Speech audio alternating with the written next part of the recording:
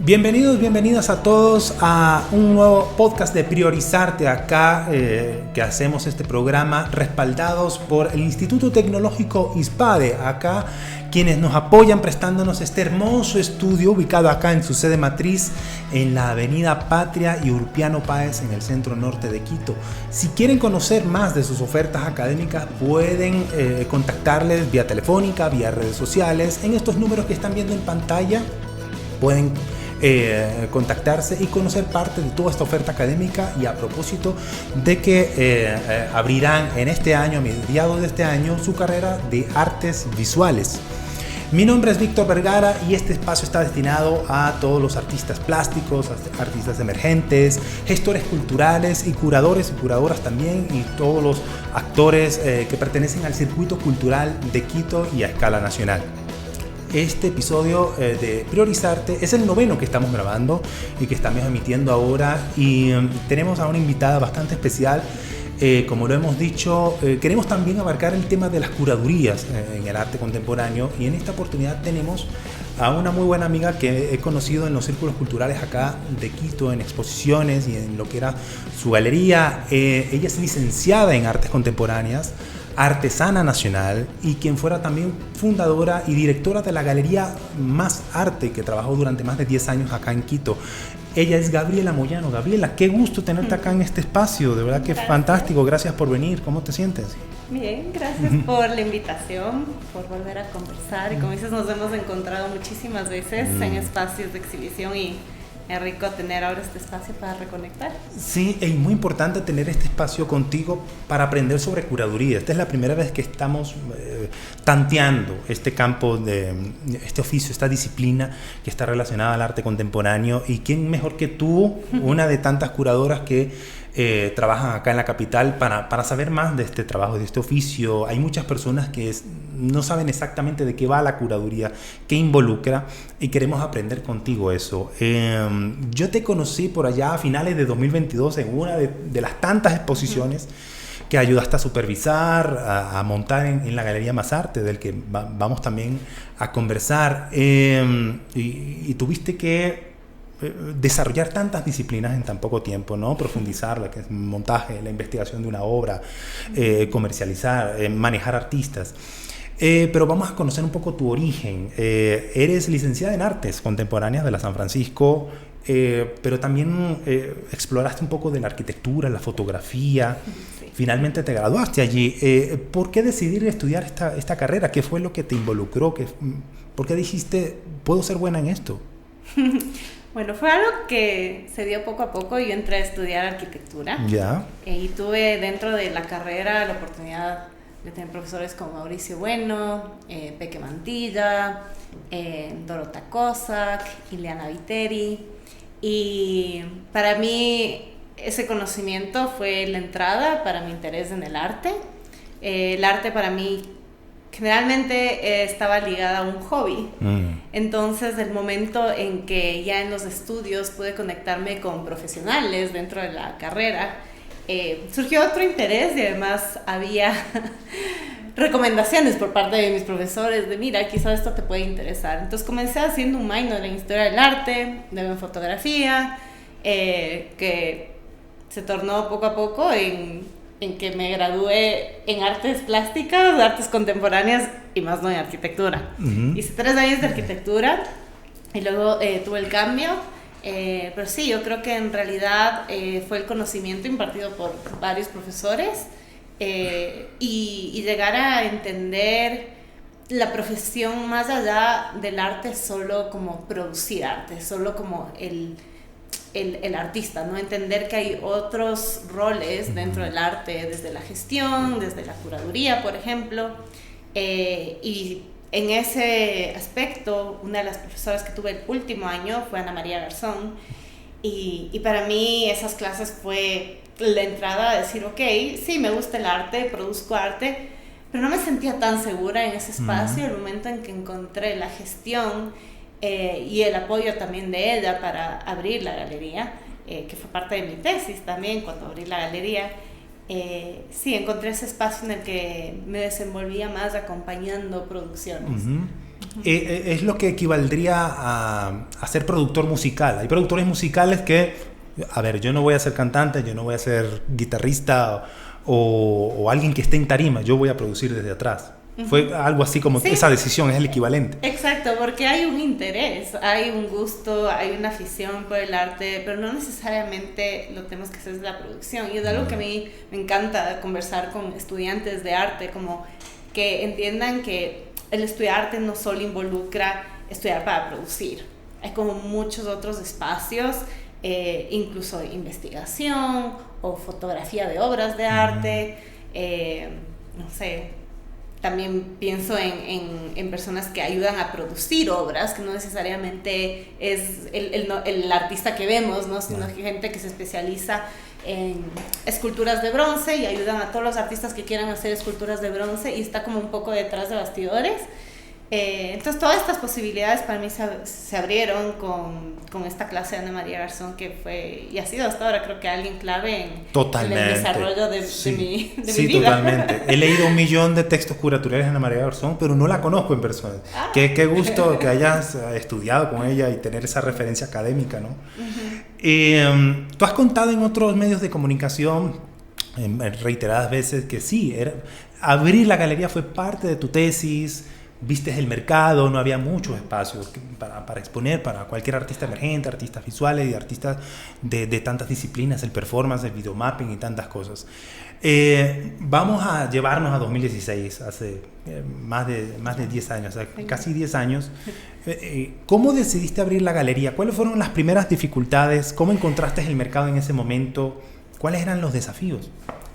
Sí, bueno, en realidad el espacio se abre no de manera formal en el 2014. Yo era un estudiante todavía, tenía 24 años, y abrí sin tener las herramientas necesarias. Entonces esos 2 primeros años fue un proceso de aprender desde el funcionamiento de una empresa, porque al final es una empresa. Sí, totalmente. Desde cuestiones de montaje. A mí, bueno, en la universidad en ese momento no se enseñaban formas de montar, ahora entiendo que sí. Entonces fue un espacio para entender la gestión, entender el montaje, museografía, publicidad, redes sociales, que yo era pésima en esas cosas. Sí.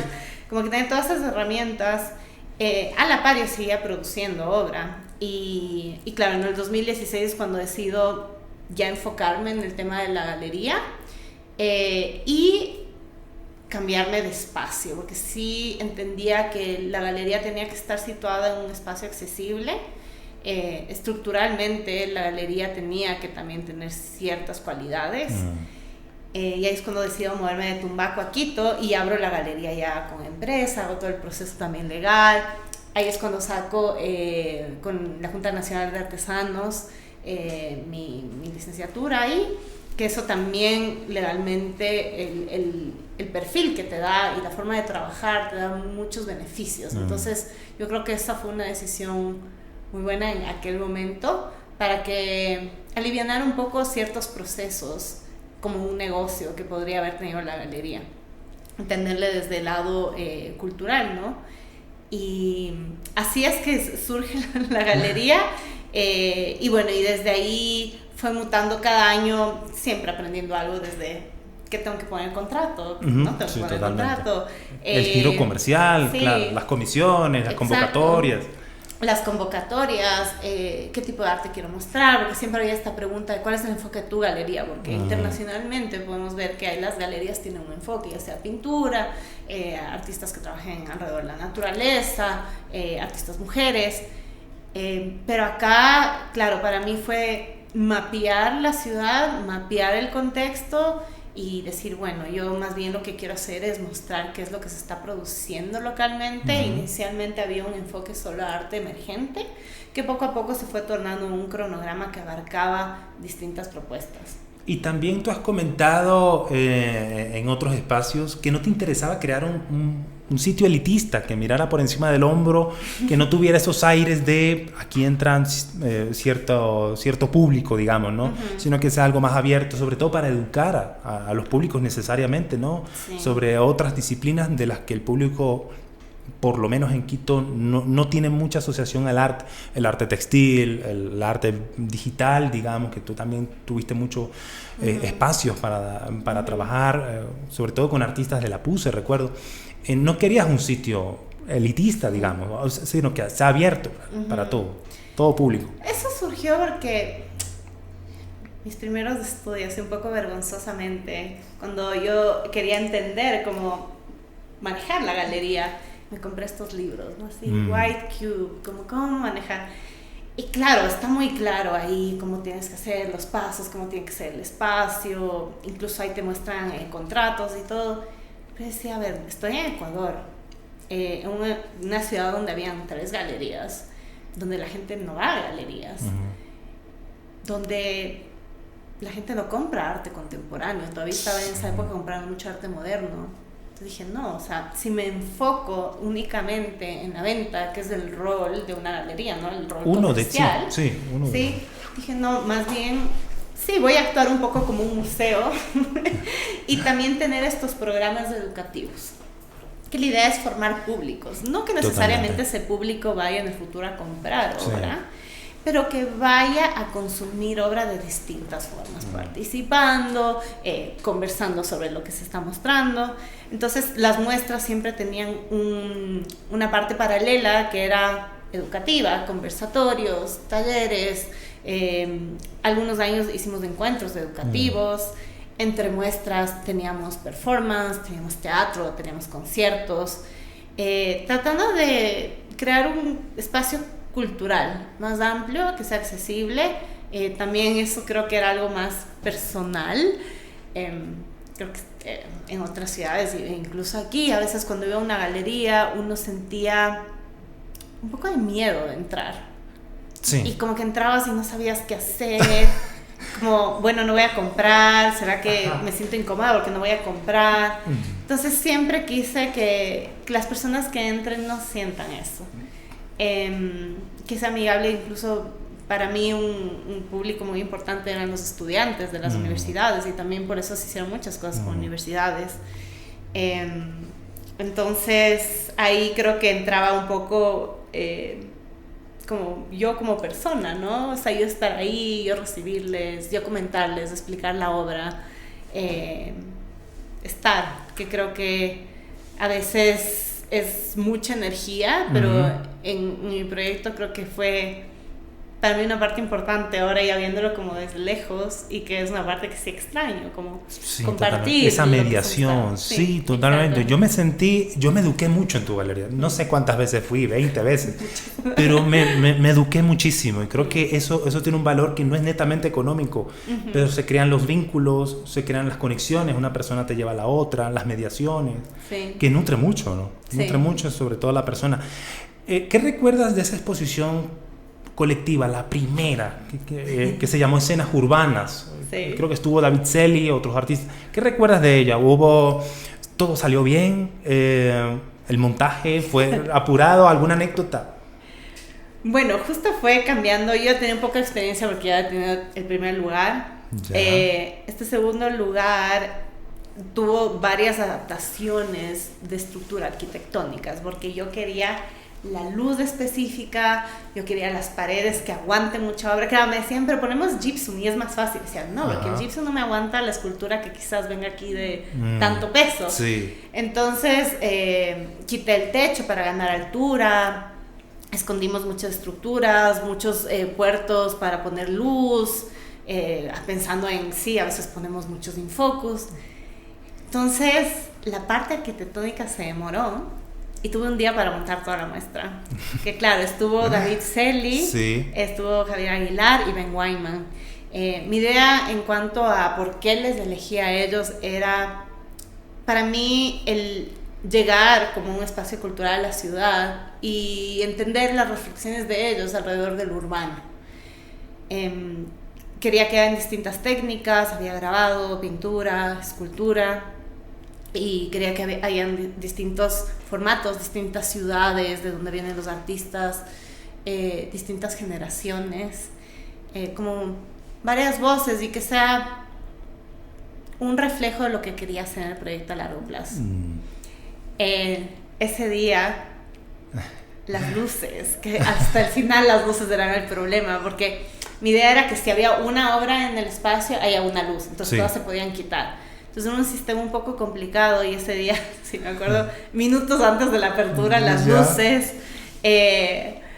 Pero yo lo que recuerdo de ese día fue el final, y que es algo que me da como melancolía. Siempre cuando se acababa una muestra, el día de apertura, era como todo ese esfuerzo que en la semana de montaje y la semana antes de la muestra, es mucho estrés, es muchas emociones, es muchas decisiones, montajes de 8 de la mañana a 8 de la noche, de estar ahí encerrados, sucios, que es como que bueno, una más. Y me acuerdo de la última muestra que tuve, y el día que sí, ya se fue toda la gente, limpié, siempre dejaba como listo para el siguiente día, y cerré la galería, puerta, y dije, esta es la última apertura. Sí.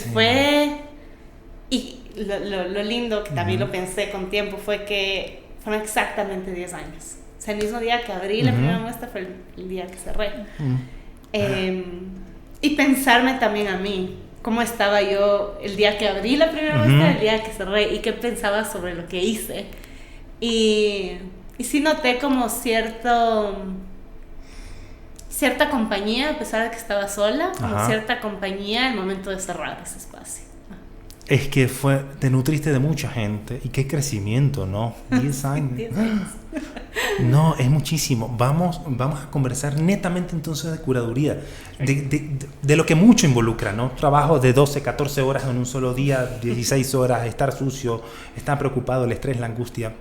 Vamos a explicar brevemente a cámara, porque hay muchas personas que podrán ver este podcast que tal vez estén involucradas en el arte y saben, pero otras no. Explica brevemente qué hace una curadora con la experiencia que tú tienes. ¿Qué hace una curadora? Bueno, primero es normal no saber qué es curaduría, y yo no sabía que era curaduría y estudiaba arte. Es un término bastante nuevo, viene de curare, que significa curar, sanar, y es curar colecciones. Entonces nace desde ahí. Entonces, por ejemplo, una persona tenía muchas fotografías, yo venía y curaba esa selección, decía, estas mostremos en este orden, de esta forma. Nace desde ahí, poco a poco ha ido mutando. Yo creo que hay diversas formas de hacer curaduría. Ahora ya hay estudios sobre curaduría, pero antes las personas que resultaban ser curadores eran artistas, gestores, músicos. Y la curaduría, creo que es algo también importante mencionar, no solo se da en el arte, ¿ya? Dentro de eso, para mí, la curaduría y cómo ha sido mi proceso es un acompañamiento. Es un acompañamiento del artista, depende en qué etapa de producción esté el artista, va a ser un acompañamiento distinto. Es decir, si una persona tiene ya una muestra en un lugar y tiene ya una investigación, yo entro, digamos, en un espacio ya posterior, quizás ya solo a tomar decisiones, a pensar en temas de montaje, museografía, mediación. Otros casos, yo trabajo, por ejemplo, con algunos artistas ya 6 años, que les acompaño constantemente. Ese es un trabajo de día a día, un trabajo incluso de amistad, de psicóloga, donde se va a acompañar el proceso de investigación, intereses, buscar espacios para exhibir, buscar proyectos, buscar residencias, ayudarles a hacer el portafolio. Entonces sí, es un acompañar. Para mí es acompañar procesos artísticos. Pueden, creo que encontrar, si googlean, muchísimas definiciones, pero sí, como es algo bastante reciente, creo que todavía no se podría dar una forma muy concreta, creo yo. Y como pensando en curadores incluso locales, cada uno tiene distintas formas de trabajar. Hay unos que son como más distantes, toman más decisiones y los artistas como responden a eso. Otros que en cambio más bien solo sugieren, otros que están más paralelos. Entonces son formas de trabajo y creo que se dan igual en cualquier profesión. Pero sí, espero responder la pregunta de manera amplia. Sí, no, totalmente. Nutre mucho a aprender sobre curidad específicamente. Había muchas labores que tú hacías específicamente, como lo son invitar artistas, que forma parte de... Y otra que eran las convocatorias. Te llegaban decenas. ¿Cuáles eran los elementos o factores que tú ponías en la mesa para decir... este artista sí, este artista no, cumple con ciertos estándares? ¿Cómo era el proceso de selección? ¿Cuál era la metodología ahí? O sea, bueno, inicialmente eso era lo interesante de la galería. En mi caso es que yo hacía todo y al comienzo no sabía distinguir cuál era mi rol como gestora y como directora de la galería.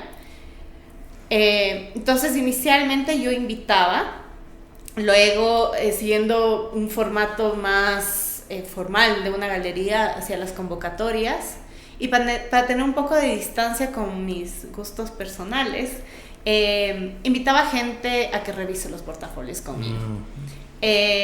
Porque siempre va a haber una cuestión de gusto. Sí, totalmente, claro. Entonces eso fue como el primer paso que di en relación a las convocatorias, donde estaba gente como la Ana María, coleccionistas, gestores como el Pancho Suárez, que me ayudaban a ver, incluso artistas que me ayudaban a ver las propuestas y a sugerir que sería interesante que esté dentro del cronograma anual. Poco a poco, como te comenté, ya no habían solo propuestas emergentes, sino ya habían como distintas, yo les digo, como categorías. Y comenzó a surgir esa necesidad mía de quiero que esta artista esté en mi galería. Sí. Entonces luego tenía un invitado al año. La primera fue Juana Córdoba, fue una artista con la que siempre quise trabajar. Entonces con ellos el formato, digamos, del contrato, la forma de trabajo es distinta. Luego me interesaba mucho que los estudiantes sigan teniendo espacio en la galería. Entonces habían 2 muestras de tesis en la galería de distintas universidades, y las otras íbamos seleccionando. Era muy lindo ver que siempre el año determinaba intereses.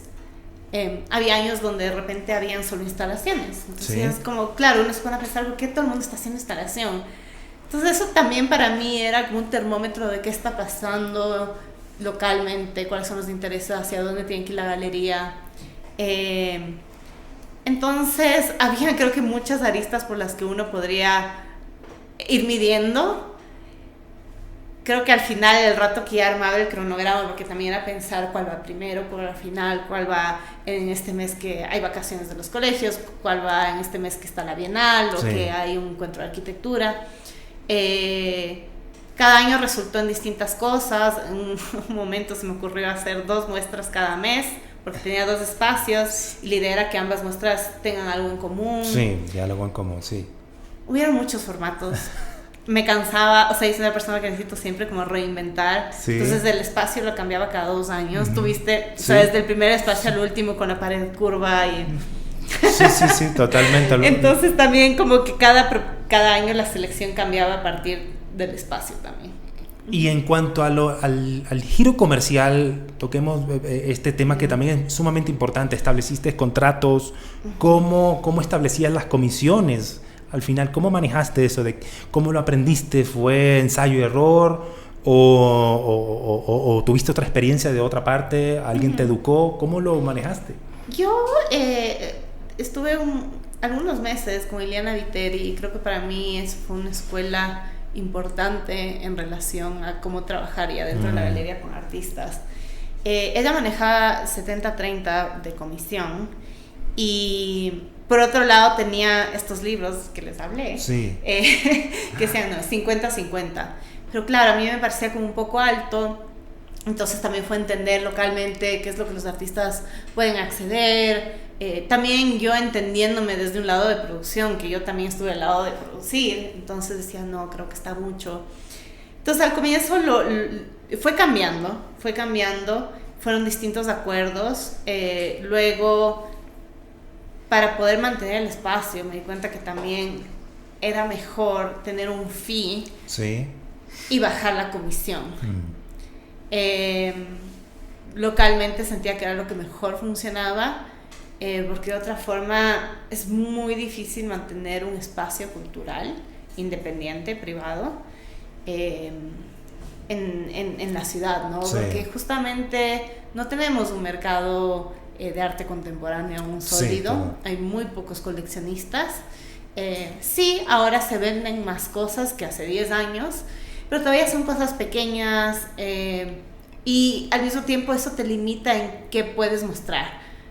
Entonces, los últimos años el contrato fue un fee por uso del espacio, que era para cubrir cosas básicas, sí. Y luego la comisión era 70-30, y eso era solo por el tiempo en que estaba la exhibición. Luego el artista podía venderlo y comercializarlo, claro, por su lado. Hay una palabra clave que mencionaste, los coleccionistas. Estuviste 10 años con la galería. ¿Cómo fue cambiando el perfil de los compradores y coleccionistas en este tiempo? ¿Aumentó? ¿Se quedó en un promedio? ¿Cuáles eran tus estrategias para atraer nuevos públicos, nuevos compradores, posibles coleccionistas, tal vez de otra ciudad, de otra provincia? ¿Crecieron estos compradores? ¿Se interesaron en lo que tú mostrabas en la galería? ¿Cuál era el perfil de los coleccionistas que tú recibías o quienes se contactaban contigo? Claro, cuando comencé el coleccionismo era más moderno, y el contacto que yo tenía con coleccionistas era a partir de la Galería de Ileana, que eran coleccionistas que estaban enfocados en otro tipo de obra. Entonces sabía que, claro, ese no era mi mercado. Entonces, como te comenté anteriormente, puse el interés en educar y crear coleccionistas a futuro. En el 2018 tuve la oportunidad de me invitaron a una feria de arte, que era algo que para mí era así muy lejano, y el rato que me invitaron fue... Bueno, tengo que hacerlo ahora. Sí. Ana María García me acompañó porque necesitaba ese apoyo. Sí. Y ahí tuve ese encuentro con ya un mercado más sólido en Perú, en Lima. La Feria de Arte se llama PARC, Perú Arte Contemporáneo. Y claro, llegar, estar sacando de las cajas la obra de Leonardo Moyano en el piso y que vea un coleccionista y la compre. Claro, sin decir nada, o sea, como muy rápido. Para mí fue como, hay la posibilidad de estos mercados. Y ahí tomé una decisión de que la galería tenía que sacar a los artistas, porque el coleccionismo sí, todavía no estaba en Ecuador, pero está en otros espacios. Entonces desde ahí yo comencé a salir a ferias, salía 2, 3, creo que un año hasta sería 4 ferias. En distintos países, especialmente en Latinoamérica, Miami también estuvimos, y España también, donde tuvimos la posibilidad de acercarnos a coleccionistas. Una vez que forman sus vínculos, y es más fácil mandar portafolios, sí, decir, mira, tenemos esto. Entonces, eso en cuanto a coleccionismo, digamos, de fuera. Coleccionismo local, hay algunos coleccionistas que nos apoyaron, hay unos coleccionistas que surgieron, que eran visitantes, luego ya, claro, en 10 años la gente crece, sí, ya los estudiantes totalmente. ya tienen trabajo, comenzaron a comprar cosas chiquitas. Sí, y el interés de gente que nos visitaba, gente que vivía cerca, gente que trabajaba en el edificio, que claro, ya entra la curiosidad de qué es este espacio, ¿no? Entonces se fue formando así. Yo siento que el coleccionismo es algo que tiene que nacer, es difícil de imponer. Entonces, claro, yo podía hacer hasta cierto punto, enseñar, todo. Hacer el 90%, claro, y el 10%. El otro acercamiento ya queda en la otra. Claro. Muchas veces sucedió y fue muy lindo eso. Hasta ahora hay como mucho diálogo y mucho acompañamiento en otros espacios ahora, pero me alegra saber que ahora hay más compra de arte contemporáneo, porque sí se nota eso. Claro, y que se educó a tanto público sobre artes contemporáneos específicamente. ¿Cuáles fueron las ventajas y desventajas de trabajar en el espacio, digamos, en la infraestructura que tuviste en Masartes? Tú tuviste obras de grandes dimensiones, obras digitales o performance, pero ¿hubo desventajas para estar en ese espacio específicamente? ¿Qué no pudiste hacer? Creo que pude hacer todo. Hiciste de todo. Hicimos de todo. Qué bestia. Desde sal en toda la galería, instalaciones gigantes, sonido, esta con inteligencia artificial, muestras más formales, ¿no? Creo que hay que mi lado arquitectónico, siempre tratar de resolver el espacio y el montaje, que es algo que me encanta, o sea, hasta ahora es la parte que más me gusta de mi trabajo, pensar la obra en el espacio y adaptarla dentro del espacio. Entonces, para mí esos retos eran riquísimos desde, bueno, ¿y ahora cómo enmarcamos? Enmarquemos distinto, ya no quiero el mismo marco, si le ponemos una luz, ¿qué hacemos con la luz? ¿Cómo hacemos el recorrido? Cambiemos la base, ya no la misma base. ¿Qué otro material podemos usar? ¿De qué color las paredes? Porque claro, si estás 10 años en la misma galería, tienes que cambiarlo, porque si no se vuelve repetitivo. Totalmente. Entonces, esa parte era mi favorita. Y creo que sí, logramos todo. En este texto que tenemos acá se resumen los primeros 5 años del trabajo en la galería. Cuéntanos las razones de por qué publicar este texto como un resumen fotográfico, investigativo, curatorial de las obras. ¿Qué se encuentra el público en este texto inicial? Este libro lo hicimos con Severa Editorial después de los 5 primeros años de la galería, formalmente. Y lo que yo quería hacer es, siempre dentro de mi etapa de estudiante y de los primeros años de la galería, lo que pasaba era que yo quería investigar sobre qué se había hecho, sobre este artista, y casi no había registro de lo que pasó. Había ciertas plataformas como Río Revuelto, quizás algunos flyers, luego ya se dejaron de hacer flyers de catálogos, entonces tampoco había, muchas cosas como que desaparecían. Las notas de prensa se bajan después de un tiempo. Sí. Entonces dije, bueno, como que tengo que crear algún objeto físico donde haya registro de estos 5 primeros años. Cambió el formato porque justo cayó pandemia. Entonces, sí, los recursos cambiaron y tuvimos que pensar en otro formato. Entonces lo que se hizo fue revisar todas las muestras que estaban hasta ese momento. Vimos que habían ciertas temáticas que se repetían, dividimos en 3 temáticas las muestras, entonces no las catalogamos cronológicamente, sino por temáticas, y a partir de cada temática se invitó a una persona a que escriba sobre esta temática y lee con las muestras que se relacionaban a esa temática.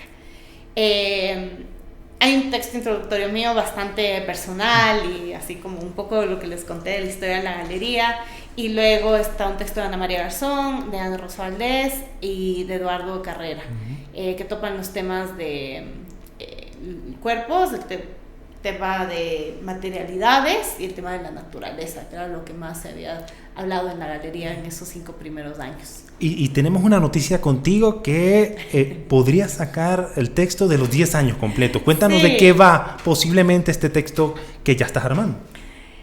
Bueno, pensando dentro de lo mismo, que como no se crea registros de otros espacios, es importante uno mismo tomar el registro. Sí, tengo un banco de fotografías extensa, de textos curatoriales extensos, que me daría una pena que eso, si bien está en la página web, si bien está en redes, que no esté en otro lugar, ¿no? Entonces ya comencé a trabajar eso el año anterior, pero esta vez quiero hacerlo con pausa. Estamos trabajando con Flap, la editorial, y ellos nos están acompañando en este proceso un poco más largo, entendiendo que también es un cierre a una etapa de mi vida, que si bien sigo trabajando dentro del arte, la parte de gestión y de este proyecto ya se cerró, entonces ha sido un acompañamiento increíble. También me está acompañando Sergio Silva desde el diseño, tratando de conceptualizar no solo la galería, sino como esta etapa de mi vida y lo que ha sido también fuera de la galería, porque la galería no solo se contenía dentro de esas paredes, ¿no? Hacíamos proyectos paralelos en Cuenca, estábamos en cafeterías, estábamos en, no sé, espacios públicos, una vez estuvimos en Xcentro. Entonces, entender a la galería también como, sí, mi proyecto de vida que se expandía más allá del espacio físico. Es un trabajo enorme. Estamos hablando de cuántos artistas que participaron contigo en 10 años. ¿Cuántos aproximadamente? Son más de 200. Sí, eran 12 muestras más o menos anuales. Creo que en total fueron 126 muestras dentro de la galería, más 2 proyectos fuera. Entonces sí se hicieron como casi 200 proyectos. Gabriela, nadie mejor que tú para tener una lectura de lo que está pasando en el arte contemporáneo desde los últimos años para acá. ¿Hacia dónde va el arte contemporáneo, específicamente el ecuatoriano? ¿Cuáles son las tendencias? ¿Cuál es tu lectura del panorama hoy día? ¿Qué buscan los coleccionistas? ¿Qué busca el público? ¿Y qué buscan los artistas expresar? Yo creo que lo más importante que he visto es una formalización, una profesionalización. Y eso creo que ha simplificado los procesos, los ha hecho más eficientes. Galerías, proyectos se pueden mantener de mejor forma y eso crea plataformas en las que tanto artistas, gestores, curadores pueden desarrollarse a largo plazo. Que no sean estas carreras como cortas, muy volátiles, sino que ya se pueda ver trayectorias largas de artistas jóvenes, por ejemplo. Que un artista salga de la universidad y ya pueda tener plataformas para exhibir, donde se trabaje de forma justa para ambos lados. Entonces, eso creo que es el mayor cambio que he visto. Los intereses actuales dependerá de la ciudad, dependerá de la generación, de la identidad de cada uno. Creo que son diversos, como aquí, como en cualquier parte del mundo, pero esta parte creo que es lo que yo más rescato. Y esa cercanía que ya tiene el arte, que el arte ya no es lo que está en el museo y nunca voy, o lo que está en esas galerías que, sí hay una galería, sino que ves que los espacios están activos, que los talleres de los artistas están activos, que hay espacios como estos que tienen interés de hablar de estas cosas. Sí, yo creo que ese es el mayor cambio que veo en los 10 años. Tú hablas mucho y mencionas a las nuevas generaciones, a los estudiantes, siempre te interesó estar con esa conexión. Esta es una pregunta que va para ese público. ¿Cuáles son los aspectos claves de una curaduría para una exposición exitosa? ¿Cuáles son los aspectos claves que tiene que cumplir un futuro curador que esté viendo esto y escuche tu respuesta? Yo creo que tiene que haber un interés real por lo que estás trabajando, trabajar de manera profesional, consistente, entender también que los procesos son amplios y que es una red, trabajas dentro de una red. A veces pensamos que los artistas trabajan solos en el estudio y parecería ser así, pero no, tú tienes que salir, tú tienes que comentar tu obra, tú tienes que saber hablar de tu obra, tú tienes que llegar a espacios. Sí, como el tema, no sé si decirlo social, pero de redes, que es importante. Y que, por ejemplo, preguntar a la gente qué piensan de su obra, que hayan esas reflexiones que no se queden muy dentro. Y por eso a mí me parece, a veces la gente dice, bueno, ¿para qué necesito un curador? Pero yo creo que eso es lo rico de un curador, que tiene alguien con quien compartir lo que estás haciendo y que te hace llegar a otros lugares. Y hay una pregunta que me da mucha curiosidad, porque todas las veces que visité tu galería tenías obras de distintos tipos, tenías arte textil, tenías obras de grandes dimensiones, tintas. ¿Cuál fue la muestra o exposición que fue un desafío montar, que fue un desafío curar? No sé, muchas. Creo que para mí, personalmente, las más difíciles eran las que tenían que ver con tecnología. Sí. Porque yo no sé. Sí. Nos encanta la sinceridad, claro, fantástico. Entonces, para mí eran espacios donde yo también me ponía a prueba. Y, por ejemplo, Gabriel Arroyo, que trabaja en la parte de montajes de arte actual, yo decía, ven, ayúdame. Y cuando él me ayudaba, yo trataba de aprender, ¿no? Yo creo que esas eran las más desafiantes para mí. Y también las más desafiantes eran las que, en cuanto a tiempos, no estaban al día. Las que teníamos que hacerlas a la pura. Esas eran las más desafiantes. ¿Y tu momento más gratificante trabajando en Más Arte? ¿Cuál era el momento más gratificante que siempre recuerdas? Los montajes. Los montajes. Sí. Hay una cuestión como muy física, creo, para mí, como el moverme, el mover la obra, ver dónde queda mejor, tomar esas decisiones. Y cuando yo tomo decisiones y estaba el montaje listo y ver cómo quedaba todo, decía así, o sea, esta es la lectura que quiero que haya sobre esta muestra. ¿Y qué consejos les das a esas personas, futuros curadores interesados en ejercer la curaduría? 3 tips que deben conocer. No hagas esto, haz esto. 3 cosas muy puntuales. Que sepan cuál es su fuerte, al acompañar. Entonces, puedes acompañar desde la investigación, desde la producción, como desde dónde quieres acompañar. Por un lado, a qué tipo de artistas quieres acompañar, que estén haciendo qué tipos de proyectos, qué tipos de temáticas. Y creo que la tercera es, sí, entenderlo como una profesión. Y que como cualquier profesión no puedes como de un día al otro ser el mejor y poner el nombre, igual que un artista no es que porque comienzo a pintar yo soy artista. Sí, totalmente. Entender que es una profesión que se va dando con la práctica, con la experiencia, y hay que darle tiempo a eso también. Para irlo madurando. Sí. ¿Hay algún texto que recomiendes sobre curaduría de algún autor nacional o internacional al que siempre recurras para recordar qué es lo que dice ese texto? ¿Algún texto que recomiendes? ¿Te acuerdas de algún título?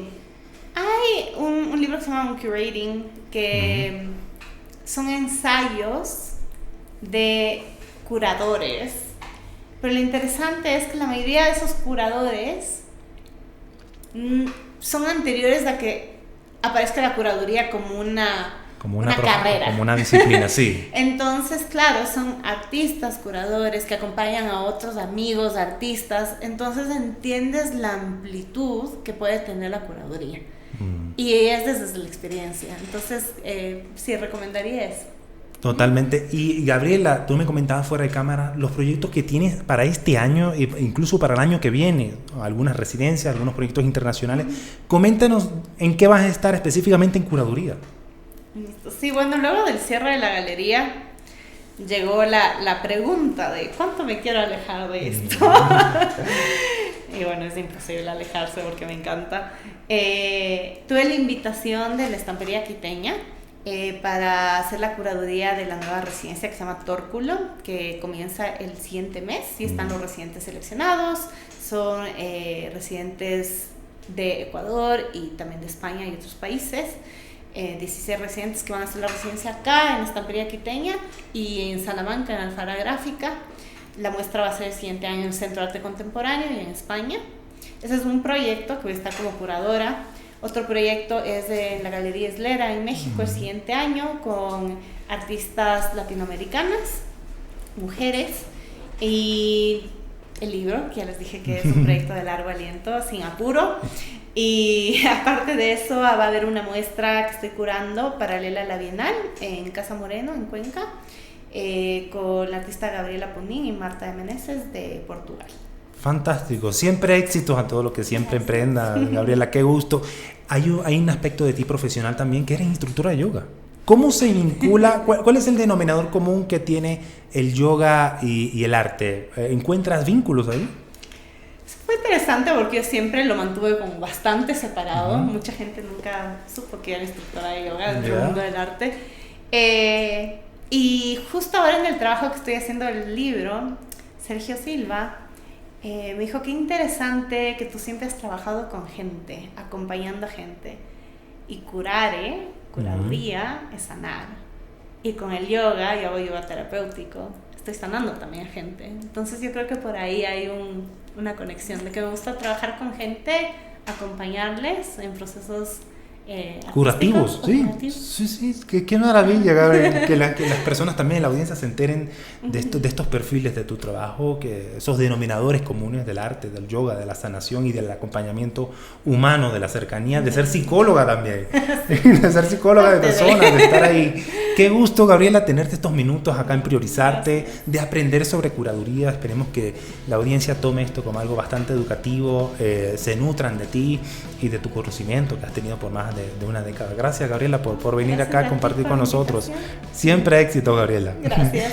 A ustedes, a la audiencia de Priorizarte, gracias por acompañarnos en este 9º podcast que hemos tenido acá con Gabriela Moyano, curadora, licenciada en Artes Contemporáneas, que nos contó toda su experiencia que tuvo en la reconocida Galería Más Arte, que estuvo presente acá en Quito durante más de 10 años, y conocer sus nuevos proyectos. Acá, como siempre, agradecemos al Instituto Tecnológico ISPADE por apoyarnos en tener este espacio donde grabamos Priorizarte, y a ustedes por acompañarnos y escuchar todo este podcast. Para nosotros ha sido un gusto. Nos vemos en otros episodios. Chao, chao.